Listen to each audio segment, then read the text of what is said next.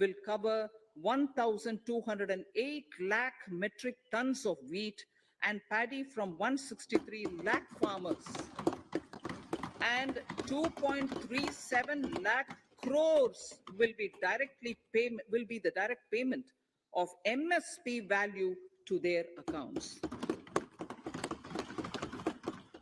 Chemical-free natural farming will be promoted throughout the country with a focus on farmers' lands in 5-kilometer wide corridors along the river Ganga at the first stage. 2023 has been announced as the International Year of Millets. Support will be provided for post-harvest value addition, enhancing domestic consumption, and for branding millet products nationally and internationally.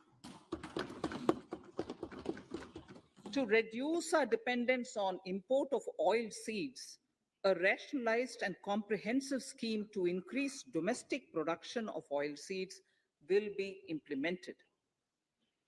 For delivery of digital and high-tech services to farmers with involvement of public sector research and extension institutions, along with private agri-tech players and stakeholders of agri-value chains, a scheme in PPP mode will be launched.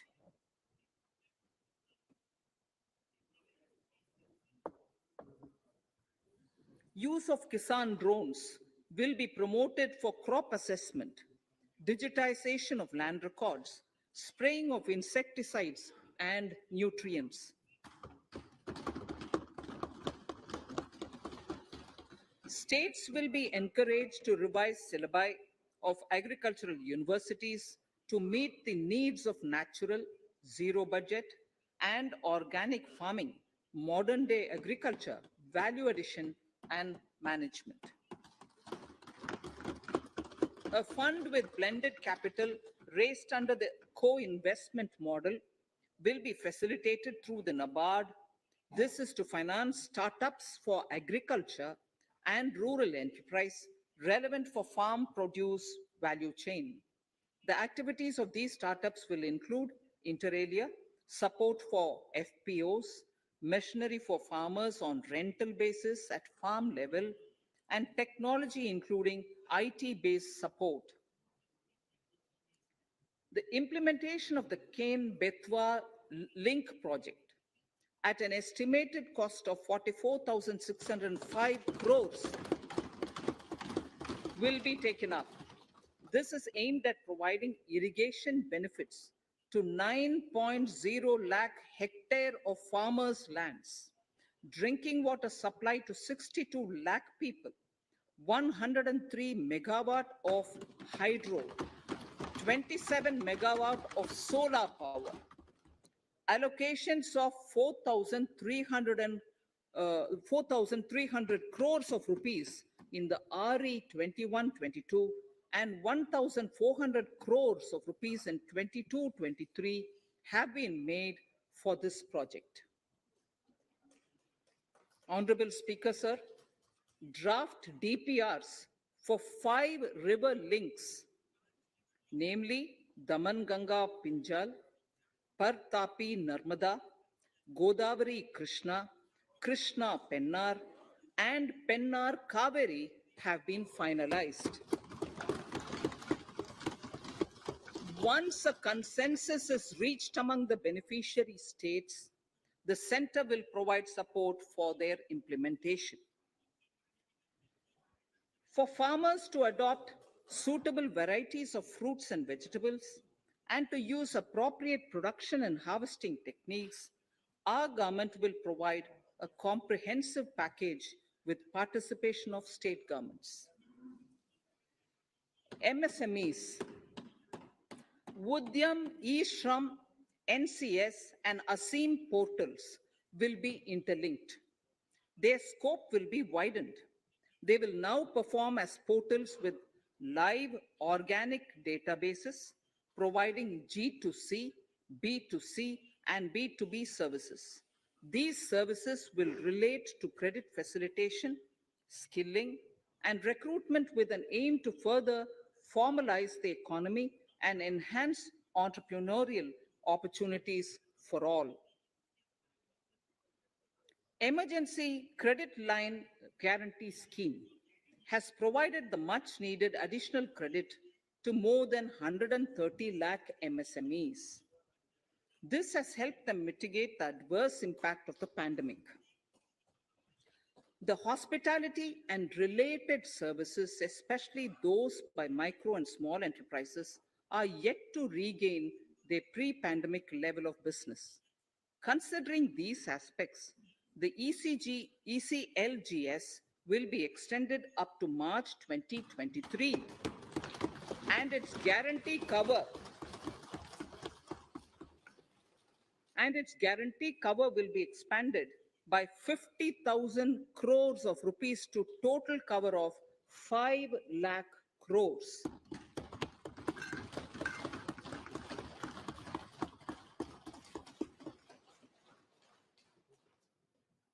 With the additional amount being earmarked exclusively for the hospitality and related sectors.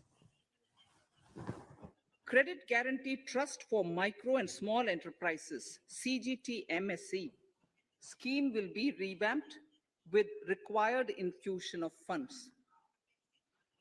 This will facilitate additional credit of 2 lakh crore for micro and small enterprises and expand employment opportunities.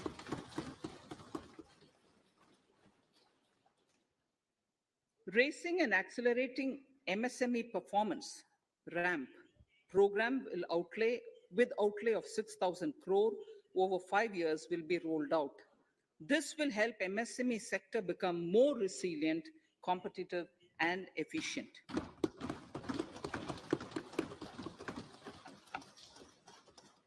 Skilling programs and partnership with the industry will be reoriented to promote continuous skilling avenues, sustainability, and employability. The National Skill Qualification Framework will be aligned with dynamic industry needs. Digital ecosystem for skilling and livelihood, the Desh Stack e-portal, will be launched. This aims to empower citizens to skill, reskill, or upskill through online training. It will also provide API-based trusted skill credentials, payment and discovery layers to find relevant jobs and entrepreneurial opportunities. Startups will be promoted to facilitate Drone Shakti through varied applications and for drone as a service. In select ITIs in all states, the required courses for skilling will be started. Due to the pandemic-induced closure of schools, our children, particularly in the rural areas and those from scheduled castes and scheduled tribes and other weaker sections, have lost almost 2 years of formal education. Mostly, these are children in government schools. We recognize the need to impart supplementary teaching and to build a resilient mechanism for education delivery. For this purpose, One Class, One TV channel program of PM E-Vidya will be expanded from 12 to 200 TV channels. This will enable all states to provide supplementary education in regional languages for classes 1 to 12.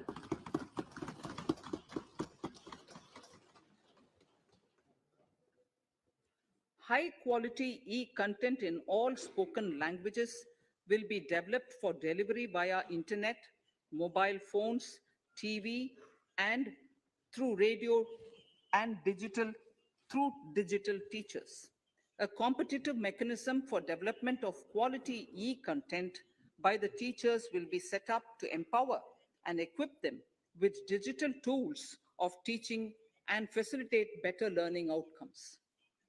A digital university will be established to provide access to students across the country for world-class quality universal education with personalized learning experience at their doorsteps. This will be made available in different Indian languages and ICT formats.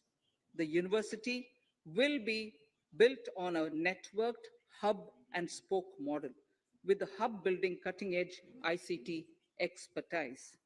The best public universities and institutions in the country will collaborate as a network of hub and spoke. An open platform for the national digital health ecosystem will be rolled out. It will consist of digital registries of health providers and health facilities, unique health identity, consent framework with and universal access to health facilities. The pandemic has accentuated mental health problems in people of all ages. To better the access to quality mental health counseling and care services, a national tele-mental health program will be launched. This will include a network of 23 tele-mental health centers of excellence, with NIMHANS being the nodal center and International Institute of Information Technology, Bangalore, Triple IT Bangalore, providing technology support. Recognizing the importance of Nari Shakti as the harbinger of our bright future and for women-led development, during the Amritkal, our government has comprehensively revamped the schemes of the Ministry of Women and Child Development. Accordingly, three schemes, namely Mission Shakti, Mission Vatsalya, Saksham Anganwadi, and Poshan 2.0, were launched recently to provide integrated benefits to women and children. Saksham Anganwadis are a new generation Anganwadis that have better infrastructure and audio visual aids powered by clean energy and providing improved environment for early childhood development. 2 lakh Anganwadis will be upgraded under this scheme. Current coverage of Har Ghar Nal Se Jal is 8.7 crores. Of this, 5.5 crore households were provided tap water in last 2 years itself. Allocation of 60,000 crores of rupees has been made with an aim to cover 3.8 crore households in 2022 and 23. In 22-23, 80 lakh houses will be completed for the identified eligible beneficiaries of the PM Awas Yojana, both rural and urban. 48,000 crores is allotted for this purpose. The central government will work with the state governments for reduction of time required for all land and construction related approvals, for promoting affordable housing for middle class and for the economically weaker sections in urban areas.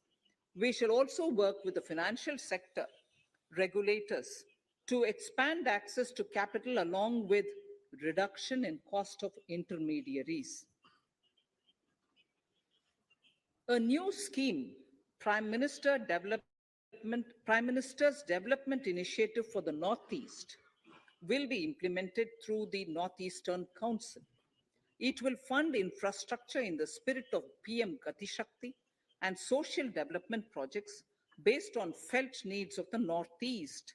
This will enable livelihood activities for youth and women, filling the gaps in various sectors. It will not be a substitute for existing central or state schemes. While the central ministries may also post their candidate projects,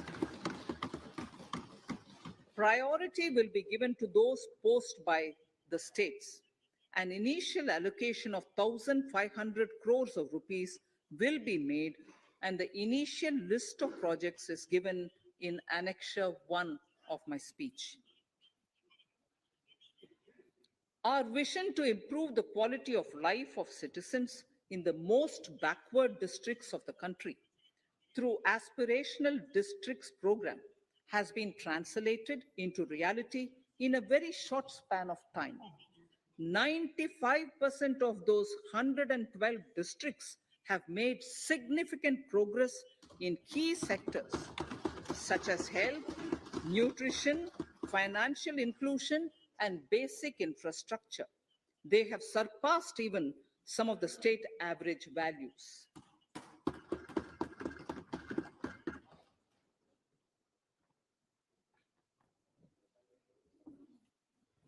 However, in those districts, some blocks continue to lag. In 22-23, the program will focus on such blocks in those districts.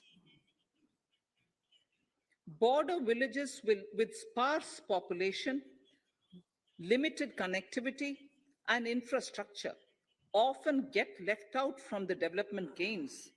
Such villages on the northern border will be covered under a new Vibrant Villages program.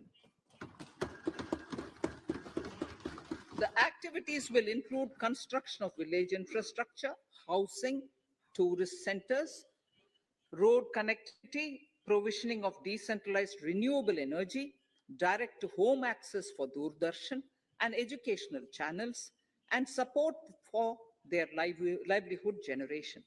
Additional funding for these activities will be provided. Existing schemes will be converged. We will define their outcomes and monitor them on a constant basis. In 2022, 100% of 1.5 lakh post offices will come on the core banking system, enabling financial inclusion and access to accounts through net banking, mobile banking, ATMs, and also provide online transfer of funds between post office accounts and bank accounts. This will be helpful, especially for farmers and senior citizens in rural areas, enabling interoperability and financial inclusion. Honorable Speaker, sir, in recent years, digital banking, digital payments, and fintech innovations have grown at a rapid pace in the country. Government is continuously encouraging these sectors to ensure that the benefits of digital banking reach every nook and corner of the country in a consumer-friendly manner. Taking forward this agenda and to mark 75 years of our independence, it is proposed to set up 75 digital banking units in 75 districts of the country by scheduled commercial banks. The financial support for digital payment ecosystem announced in the previous budget will continue in 22-23 as well. This will encourage further adoption of digital payments. There will also be a focus to promote use of payment platforms that are economical and user-friendly. Sir, I move to the next priority. In recent years, over 25,000 compliances were reduced and nearly 1,500 union laws were repealed. This is the result of our government's strong commitment for minimum government and maximum governance.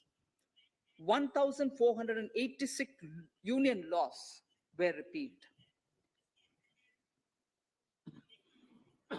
Our trust in the public and ease of doing business is what is highlighted here, sir. For the Amrit Kal, the next phase of ease of doing business 2.0, and ease of living will be launched.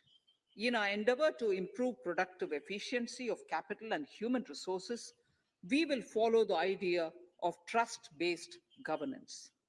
The new phase will be guided by an active involvement of the states, digitization of manual processes and interventions, integration of the central and state level systems through IT bridges, a single point access for all citizen-centric services, and standardization and removal of overlapping compliances.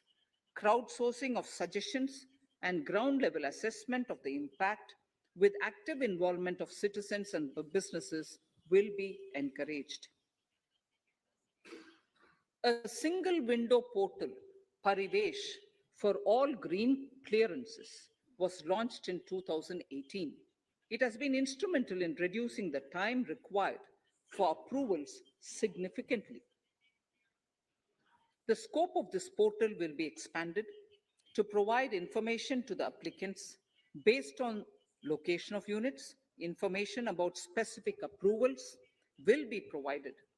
It'll enable application for all four approvals through a single form and tracking of the process through Centralized Processing Center Green, CPC Green.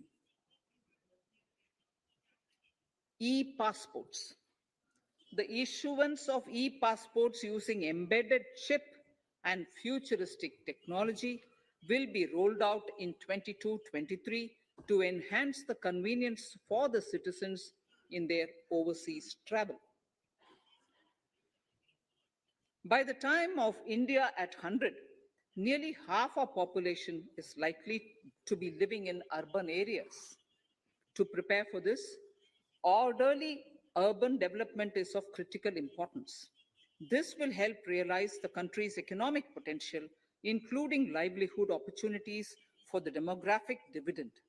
For this, on the one hand, we need to nurture the megacities and their hinterlands to become current centers of economic growth.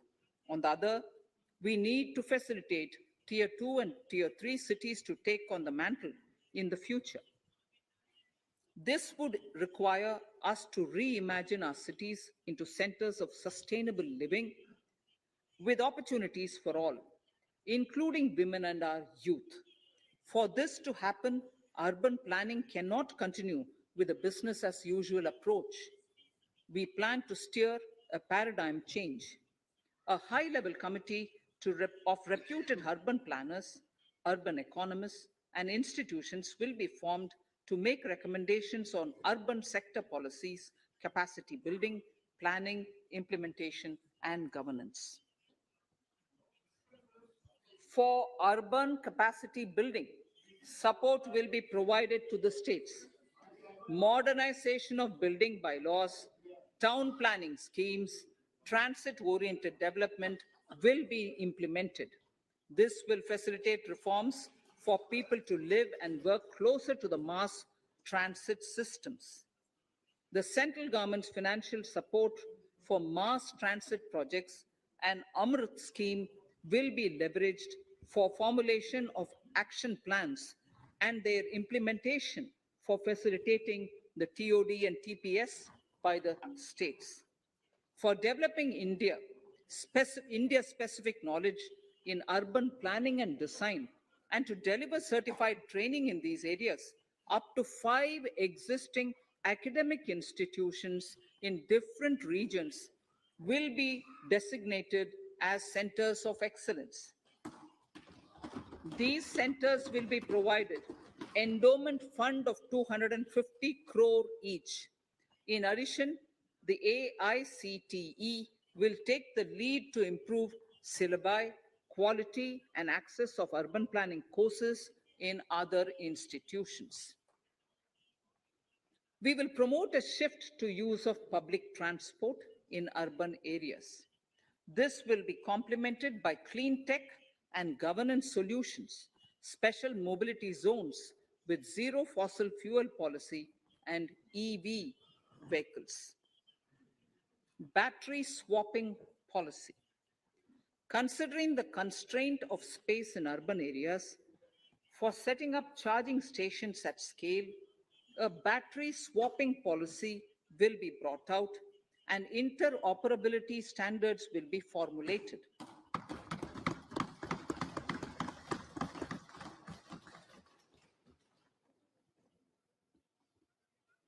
The private sector will be encouraged to develop sustainable and innovative business models for battery or energy as a service. This will improve efficiency in the EV ecosystem. Efficient use of land resources is a strong imperative. States will be encouraged to adopt unique land parcel identification number to facilitate IT-based management of records. The facility for transliteration of land records across any of the Schedule 8 languages will also be rolled out. The adoption of linkage with National Generic Document Registration System, NGDRS, with the One Nation, One Registration software will be promoted as an option for uniform process of registration and anywhere registration of deeds and documents. Necessary amendments in the code IBC will be carried out to enhance the efficiency of the resolution process and facilitate cross-border insolvency resolution. Accelerated corporate exit. Several IT-based systems have been established for accelerated registration of new companies.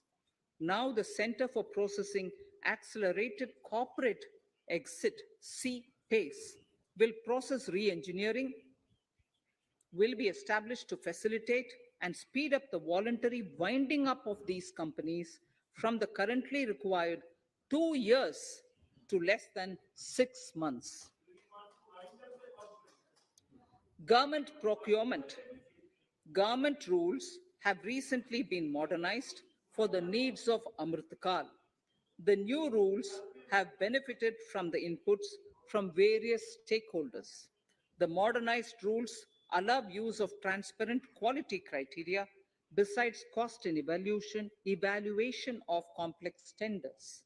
Provisions have been made for payment of 75% of running bills mandatorily within 10 days and for encouraging settlements of disputes through conciliation.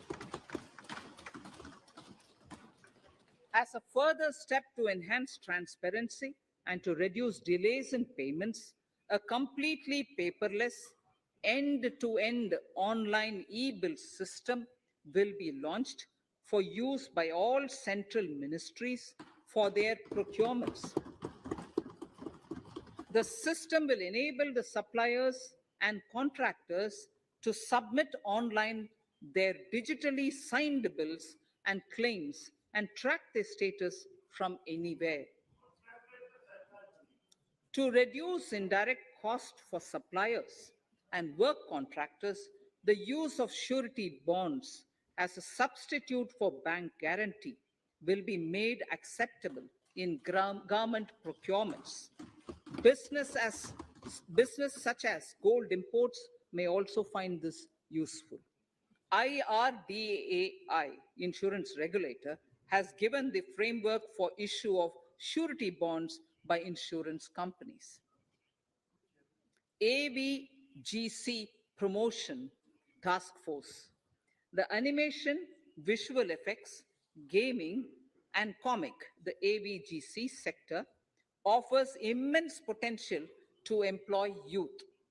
An AVGC promotion task force with all stakeholders will be set up to recommend ways to realize this and build domestic capacity for serving our markets and the global demand. Telecom sector. Telecommunications in general and 5G technology in particular can enable growth and offer job opportunities. Required spectrum auctions will be conducted in 2022 to facilitate rollout of 5G's mobile services within 2022-23 by private telecom providers. A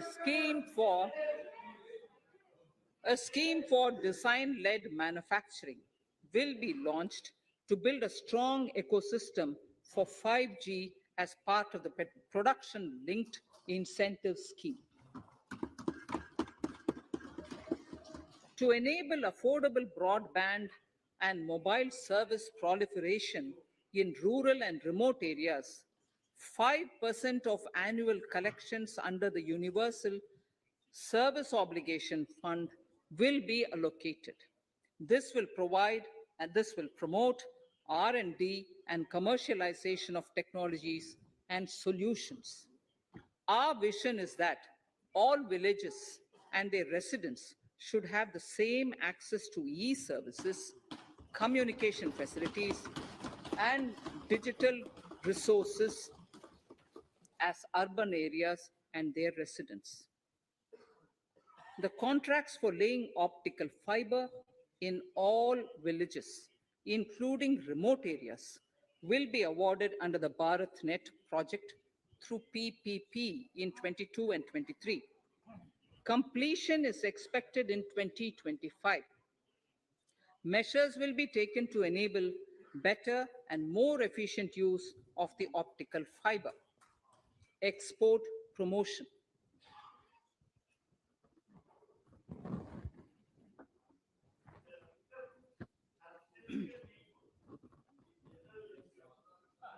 The Special Economic Zones Act will be replaced with a new legislation that will enable the states to become partners in development of enterprise and service hubs. This will cover all large existing and new industrial enclaves to optimally utilize available infrastructure and enhance competitiveness of exports. Atmanirbharta in defense. Our government is committed to reducing imports and promoting Atmanirbharta in equipment for the armed forces. 68% of the capital procurement budget will be earmarked for domestic industry in 22-23, up from 58% in 21-22.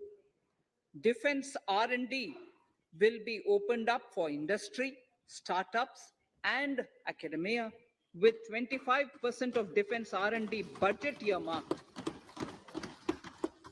Private industry will be encouraged to take up design and development of military platforms and equipment in collaboration with DRDO and other organizations through SPV model. An independent nodal umbrella body will be set up for meeting wide-ranging testing and certification requirements.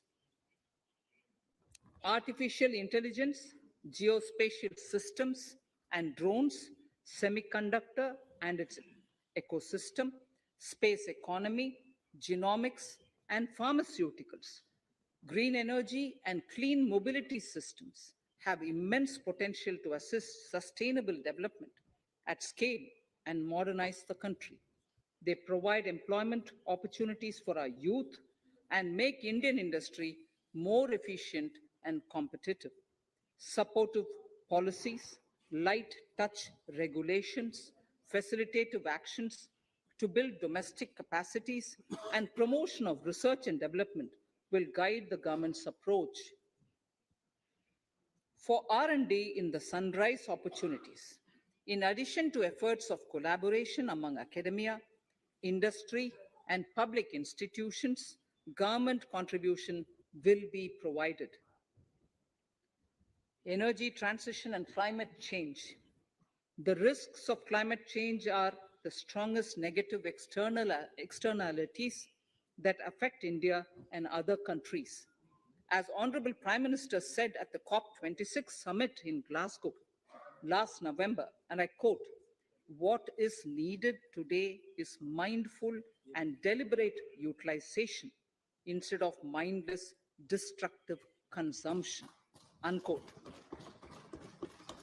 The low carbon development strategy, as enunciated in the Panchamrit that he announced is an important reflection of our government's strong commitment towards sustainable development.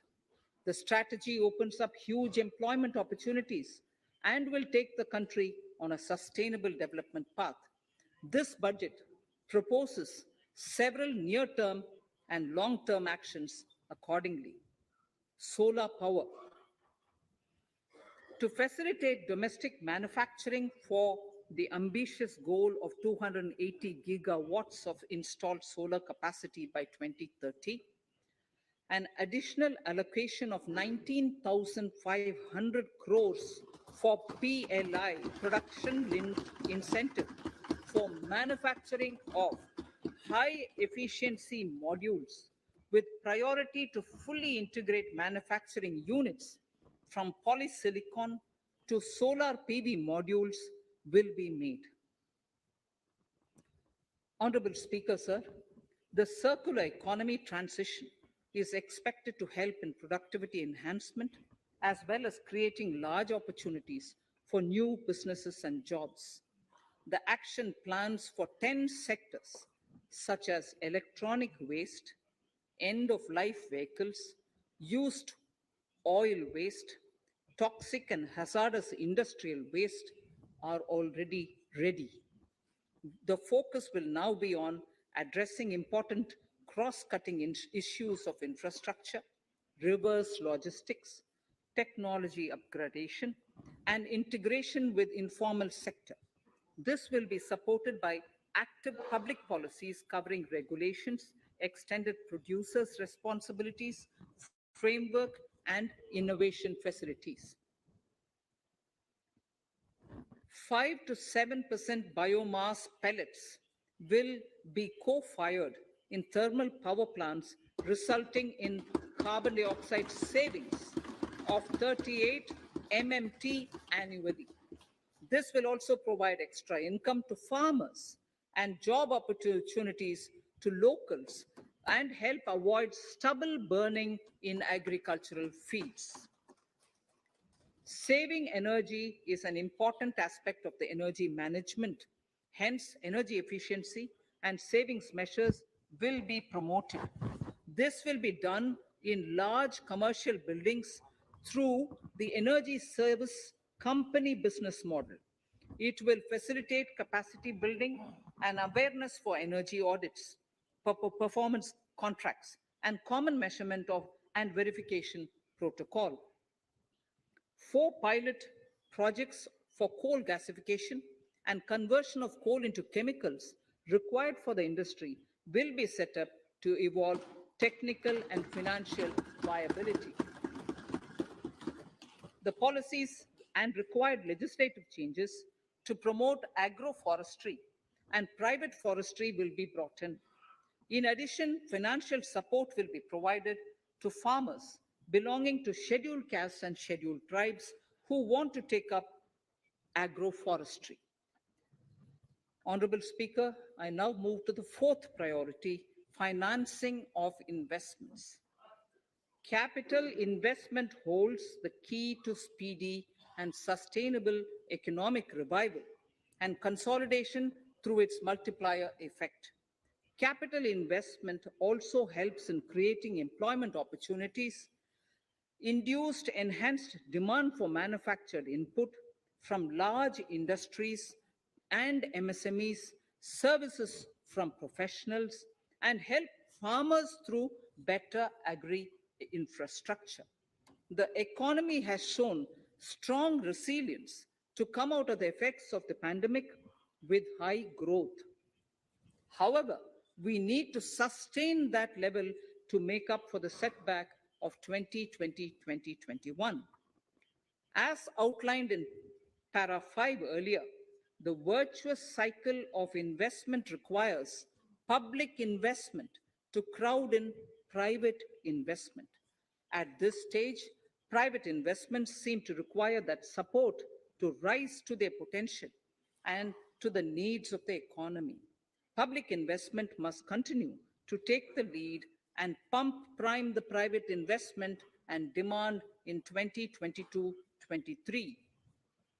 Considering the above imperative, the outlay for capital expenditure in the union budget is once again being stepped up sharply by 35.4% from 5.54 lakh crore in the current year to 7.50 lakh crores in 22-23. This has increased to more than 2.2 times the expenditure of 2019-20. This outlay in 22-23 will be 2.9% of the GDP. Effective capital expenditure.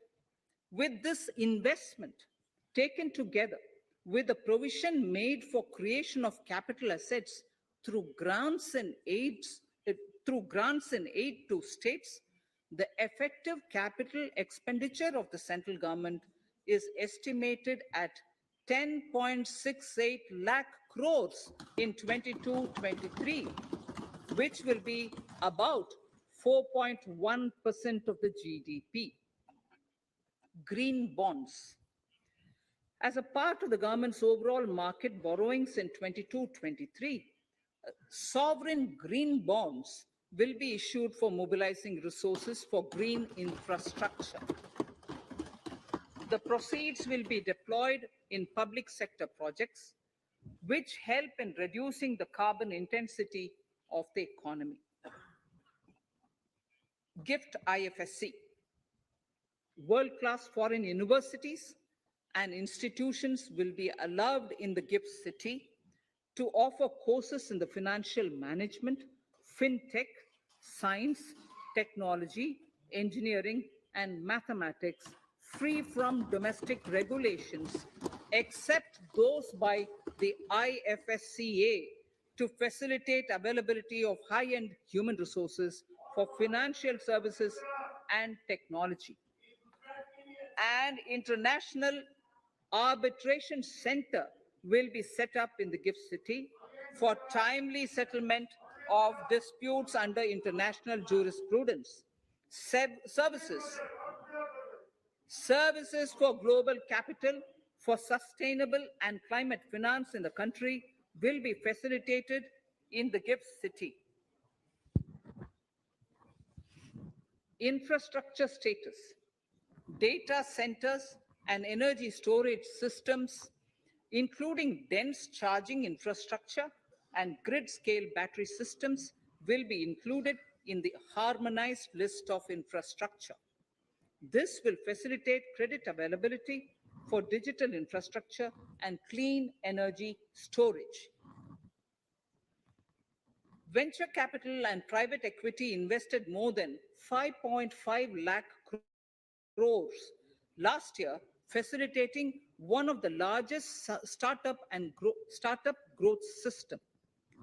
Scaling up this investment requires a holistic examination of regulatory and other frictions. An expert committee will be set up to examine and suggest appropriate measures. Government-backed funds, NIIF and SIDBI, Fund of Funds, have provided scale capital, creating a multiplier effect. For encouraging important sunrise sectors such as climate action, deep tech, digital economy, pharma, and agri-tech, the government will promote these thematic funds for blended finance, with the government share being limited to 20% and the funds being managed by private fund managers. For financing the infrastructure needs, the stepping up of public investment will need to be complemented by private capital at a significant scale. Measures will be taken to enhance financial viability of projects, including PPP, with technical and knowledge assistance from multilateral agencies. Enhancing financial viability shall also be obtained by adopting global best practices, innovative ways of financing, and balanced risk allocation. Digital rupee.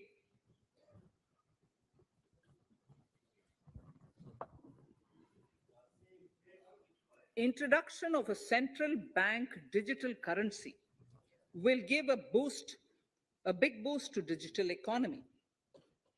Digital currency will also lead to a more efficient and cheaper currency management system. It is therefore proposed to introduce digital rupee using blockchain and other technologies to be issued by the Reserve Bank of India starting 2022 and 23. Financial assistance to states for capital investment. Reflecting the true spirit of cooperative federalism, the central government is committed to bolstering the hands of the states in enhancing their capital investment towards creating productive assets and generating remunerative employment. The scheme for financial assistance to states for capital investment has been extremely well received by the states. In deference to the requests received during my meeting with the chief ministers and state finance ministers, the outlay for this scheme is being enhanced from 10,000 crores in the budget estimates to 15,000 crores in the revised estimates for the current year.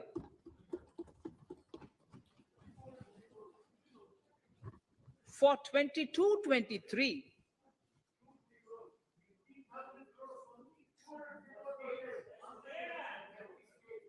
I'll repeat that sentence for the benefit of many of our honorable members. In deference to the requests received during my meeting with chief ministers and state finance ministers, the outlay for this scheme is being enhanced from 10,000 crores in the BE to 15,000 crores, 15,000 crores in the RE of the current year. For 22-23, the allocation is 1 lakh crores to assist the states in catalyzing the overall investments in the economy. These 50-year interest-free loans are over and above the normal borrowings allowed to the states, are over and above the normal borrowings to the states. This allocation will be used for PM Gati Shakti related and other productive capital investments of the states. It will also include components for supplemental funding for priority segments of PM Gram Sadak Yojana, including support for the state share, digitization of the economy, including digital payments and completion of OFC network, and reforms related to building bylaws, town planning schemes, transit-oriented development, and transferable development rights. In 22-23, in accordance with the recommendations of the 15th Finance Commission, the states will be allowed a fiscal deficit of 4% of the GSDP, of which 0.5% will be tied to power sector reforms, for which the conditions have already been communicated in 21-22. Fiscal management. As against a total expenditure of 34.83 lakh crores of rupees projected in the BE 21-22, the revised estimate is 37.70 lakh crores. The revised estimate of capital expenditure is 6.3 lakh crores of rupees. This includes an amount of 51,971 crores towards settlement of outstanding guaranteed liabilities of Air India and its other sundry commitments. Coming to the budget estimates, Honorable Speaker, sir, the total expenditure in 22-23 is estimated at 39.45 lakh crores, while the total receipts other than borrowings are estimated at 22.84 lakh crores of rupees.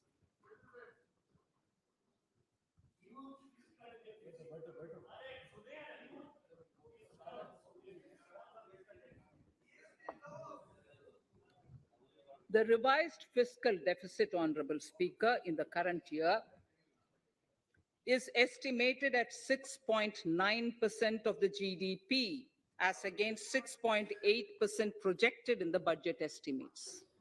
The fiscal deficit is in 22-23 is estimated at 6.4% of the GDP, which is consistent with the broad path of the fiscal consolidation announced by me last year to reach a fiscal deficit level below 4.5% by 25-26.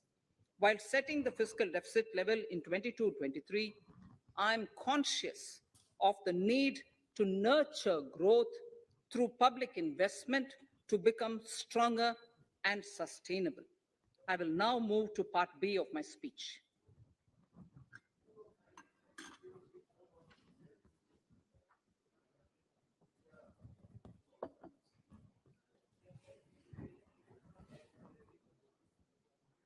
Direct tax.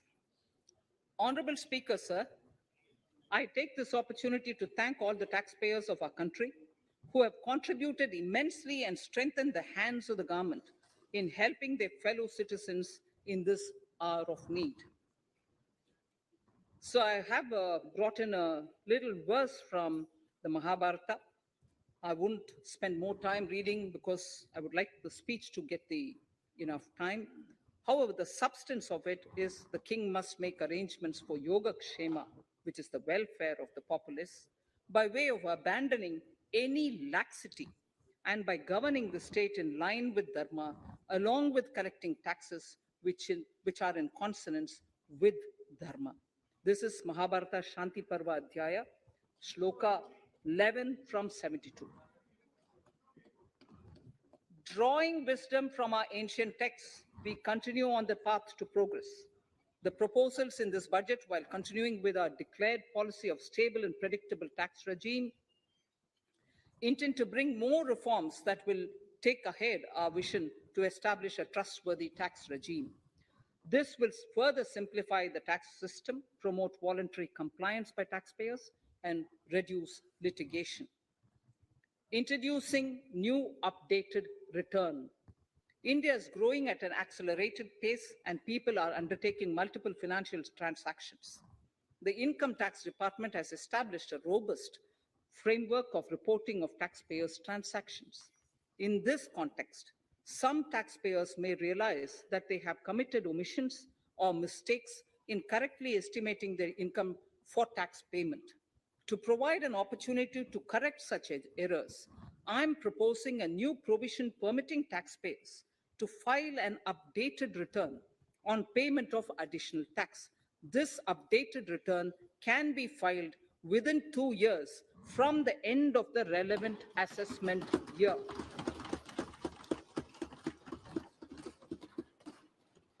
Honorable Speaker, sir, presently, if the department finds out that some income has been missed out by an assessee, it goes through a lengthy process of adjudication. Instead, with this proposal now, there will be a trust repost in the taxpayers that will enable the assessee herself to declare the income that she may have missed out earlier while filing her return. Full details of the proposal are given in the finance bill. It is an affirmative step in the direction of voluntary compliance.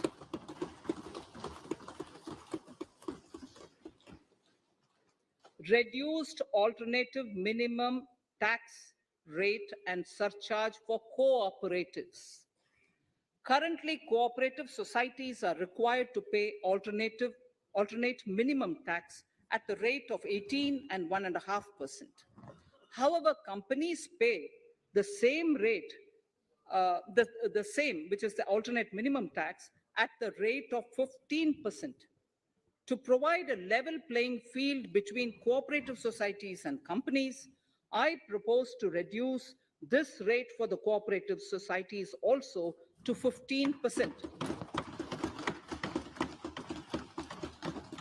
Honorable Speaker, sir, I also propose to reduce the surcharge on cooperative societies from the present 12% to 7% for those having total income of more than 1 crore and up to 10 crores. This would help in enhancing income of cooperative societies and its members who are mostly from the rural and from farming communities. Tax relief to persons with disability. The parent or guardian of a differently abled person can take an insurance scheme for such person. The present law provides for deduction to the parent or guardian only if the lump sum payment or annuity is available to the differently abled person on the death of the subscriber, that is the parent or the guardian. There could be situations where the differently abled dependent may need payment of annuity or lump sum amount even during the lifetime of their parent or guardian. I propose thus to allow the payment of annuity or and lump sum amount to the differently abled dependent during the lifetime of the parent and guardians, that is parent or guardians attaining the age of 60 years. Parity between employees of the state and central governments. At present, the central government contributes 14% of the salary of its employee to the National Pension System, NPS, Tier 1. This is allowed as a deduction in computing the income of the employee. However, such deduction is allowed only to the extent of 10% of the salary in case of employees of the state governments. To provide equal treatment to both central and state government employees, I propose to increase the tax deduction limit from 10% to 14% on employers' contribution to the MPS account of state government employees as well. This would help in enhancing the social security benefits of the state government employees and bring them at par with central government employees. Incentives for startups. Startups have emerged as drivers of growth for our economy. Over the past few years, the country has seen a manifold increase in successful startups. Eligible startups established before 31/3/2022 had been provided a tax incentive for 3 consecutive years out of the 10 years from incorporation. In view of the COVID pandemic, I propose to extend the period of incorporation of the eligible startup by one more year, that is, up to 31/3/2023, for providing such tax incentives.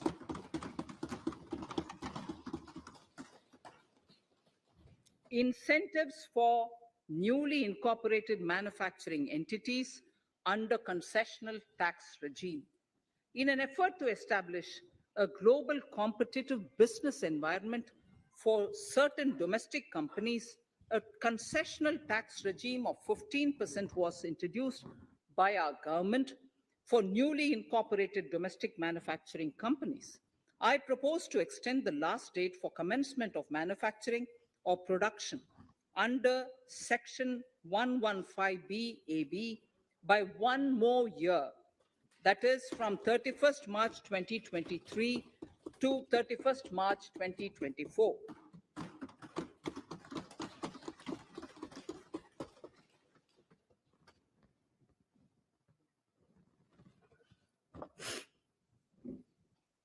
Scheme for taxation of virtual digital assets.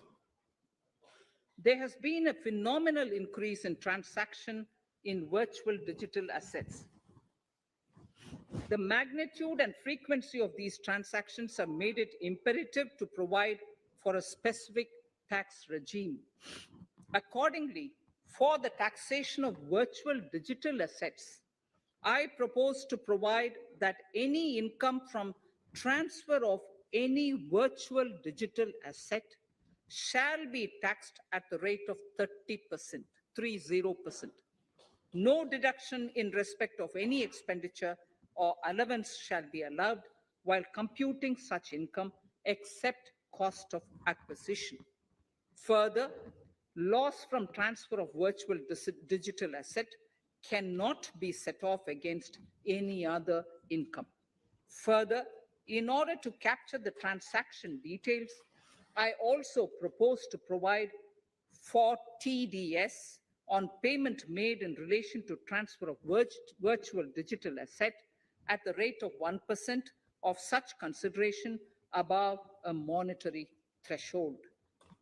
Gift of virtual digital asset is also proposed to be taxed in the hands of the recipient.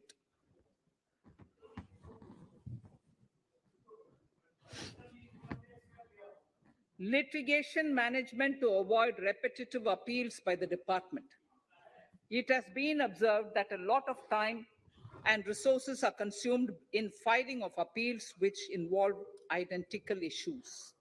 Taking forward our policy of sound litigation management, I propose to provide that if a question of law in the case of an assessee is identical to a question of law which is pending in the appeal before a jurisdictional high court or Supreme Court. In any case, the filing of further appeal in the case of this assessee by the department shall be deferred till such a question of law is decided by the jurisdictional high court or the Supreme Court. This will greatly help in reducing the repeated litigation between taxpayer and the department. Taking forward our efforts to further promote the IFSC, I hereby propose to provide that income of a non-resident from offshore derivative instruments or over-the-counter derivatives issued by an offshore banking unit, income from royalty and interest on account of lease of ship, and income received from portfolio management services in IFSC shall be exempt from tax subject to specified conditions. Rationalization of surcharge. In the globalized business world, there are several work contracts whose terms and conditions mandatorily require formation of a consortium. The members in the consortium are generally companies. In such cases, the income of these AOPs has to suffer a graded surcharge up to 37%, which is a lot more than surcharge on the individual companies. Accordingly, I propose to cap the surcharge of these AOPs at 15%, 15%. Further, the long-term capital gains on listed equity shares, units, etc., are liable to maximum surcharge of 15%, while other long-term capital gains are subjected to a graded surcharge, which goes up to 37%. I propose to cap the surcharge on long-term capital gains arising on transfer of any type of assets at 15%. This step will give a boost to startup community, and along with my proposal on the extended tax benefits to manufacturing companies and startups, reaffirms our commitment to Atmanirbhar Bharat. Clarification in relation to health and education cess as business expenditure. The income tax is not an allowable expenditure for computation of business income. This includes tax as well as surcharges. The health and education cess is imposed as an additional surcharge on the taxpayer for funding specific government welfare programs. However, some courts have allowed health and education cess as business expenditure, which is against the legislative intent. To reiterate the legislative intent, I propose to clarify that any surcharge or cess on income and profits is not allowable as business expenditure. Deterrence against tax evasion. Honorable Speaker, sir, presently there is ambiguity regarding set-off of brought forward loss against undisclosed income detected in search operations. It has been observed that in many cases where undisclosed income or suppression of sales, etc., is detected, payment of tax is avoided by setting off of losses. In order to bring certainty and to increase deterrence among tax evaders, I propose to provide that no set-off of any loss shall be allowed against undisclosed income detected during search and survey operations.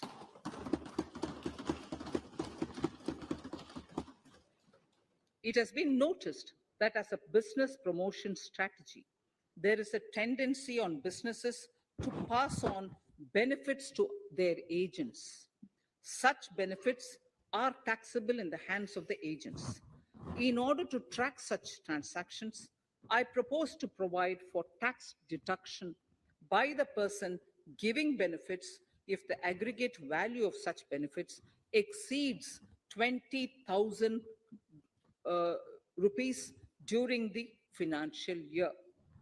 A few other changes are being made, the details of which are there in the finance bill. Indirect taxes.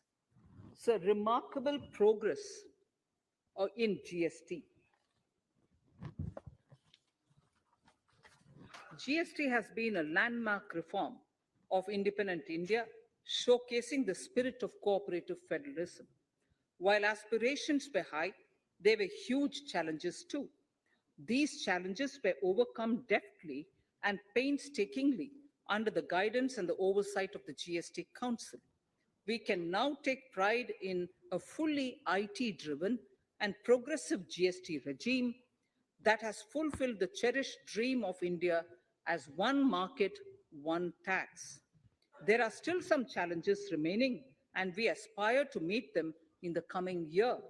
The right balance between facilitation and enforcement has engendered significantly better compliance, and enforcement has engendered better compliance. GST revenues are buoyant despite the pandemic.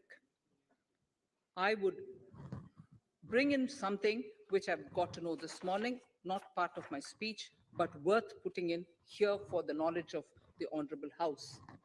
I would like to bring to the notice of this House, I would like to bring to the notice of this House that the gross GST collections for the month of January 22 are rupees 1,40,986 crores, which is the highest, since the inception of GST. This has been possible due to rapid economic growth recovery post-COVID.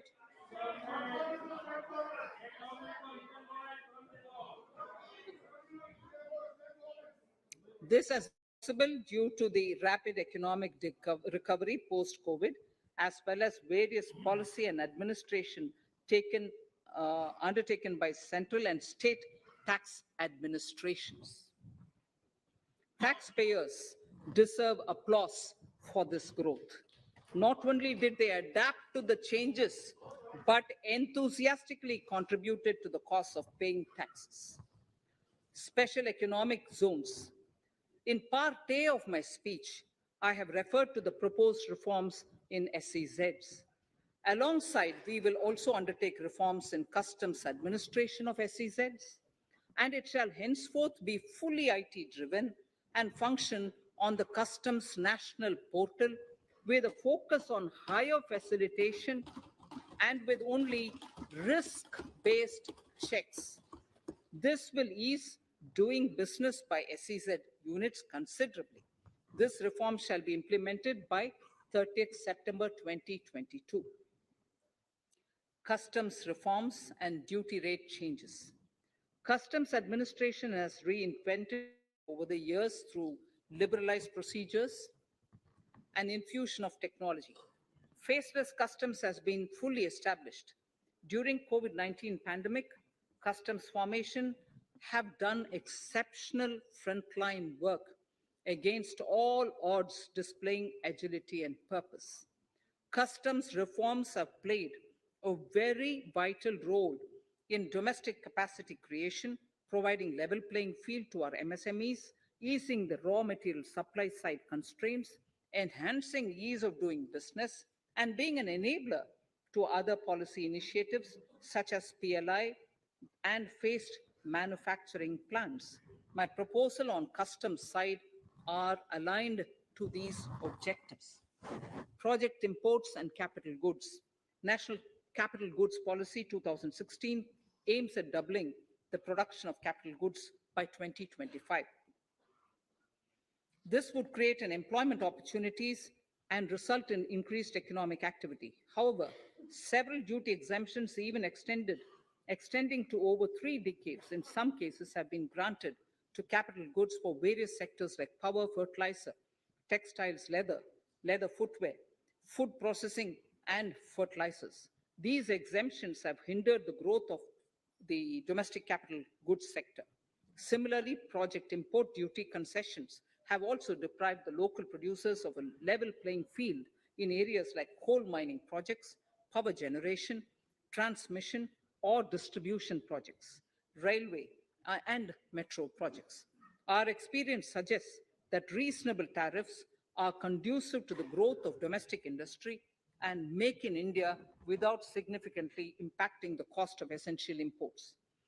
Accordingly, Honorable Speaker, sir, it is proposed to phase out the concessional rates in capital goods and project imports gradually and apply a moderate tariff of 7.5%. Certain exemptions for advanced machineries that are not manufactured within the country shall continue. A few exemptions are being introduced on inputs like specialized castings, ball screw, and linear motion guide to encourage domestic manufacturing of capital goods. In the last two budgets, we have rationalized several customs exemptions. We have once again carried out an extensive consultation, including by crowdsourcing. As a result of these consultations, more than 350 exemption entries are proposed to be gradually phased out. These include exemptions on certain agricultural produce,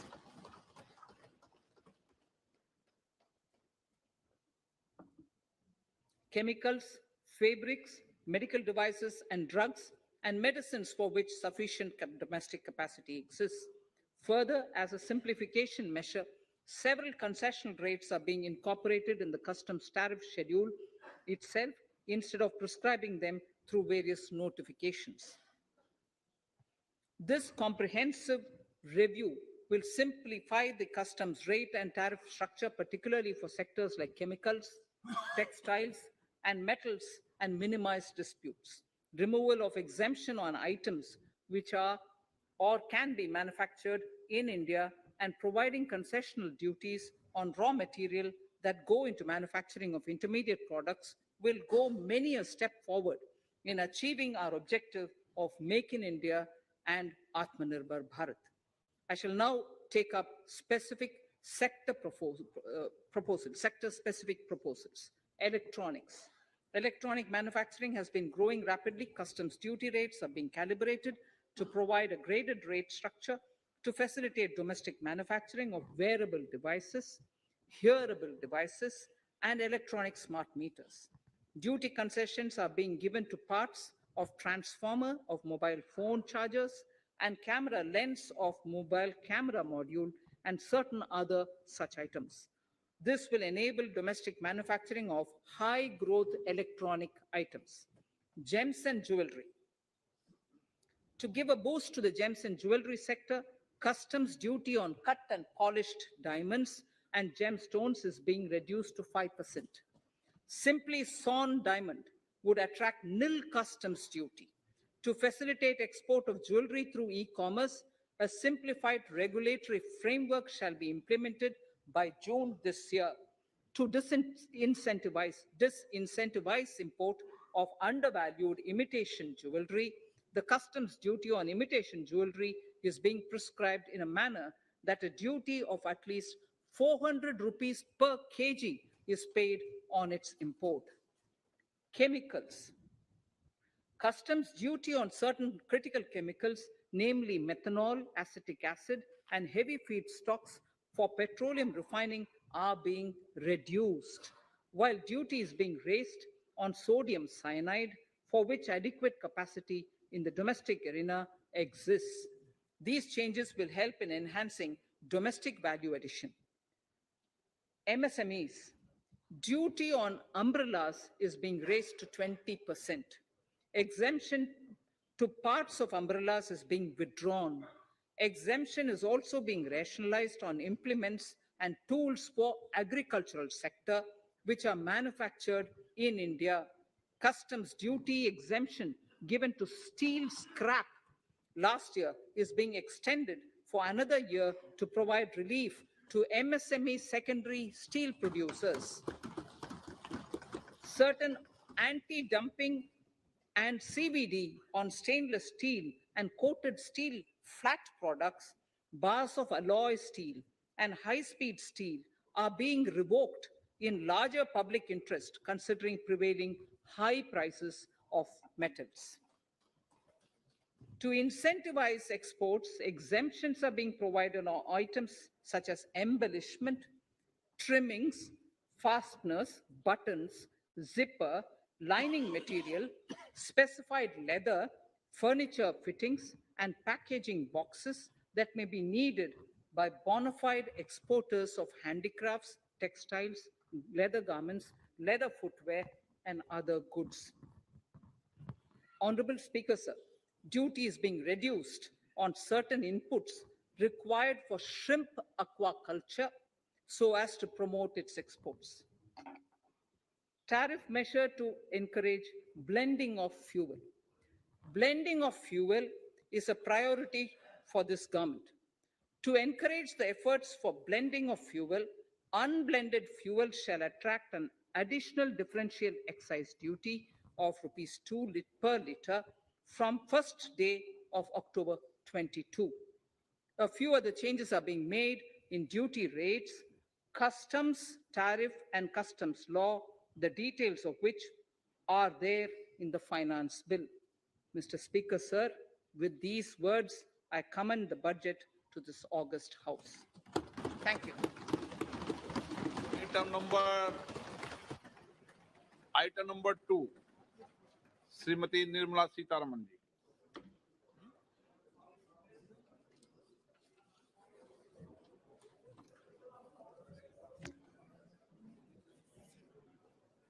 Sir, with your permission, I rise to lay on the table the following statements under Section 3(1) of the Fiscal Responsibility and Budget Management FRBM Act 2003.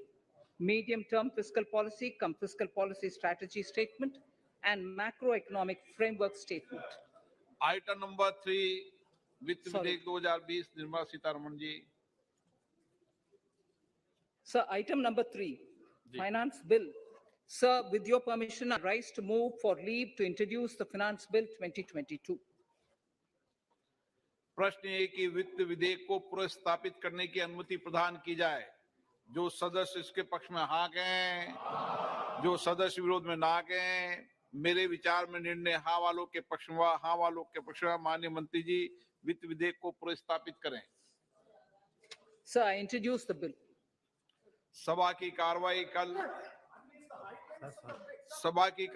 कल बुधवार दिनांक 2 फरवरी 2022 को 4:30 बजे तक के लिए स्थगित की जाती है।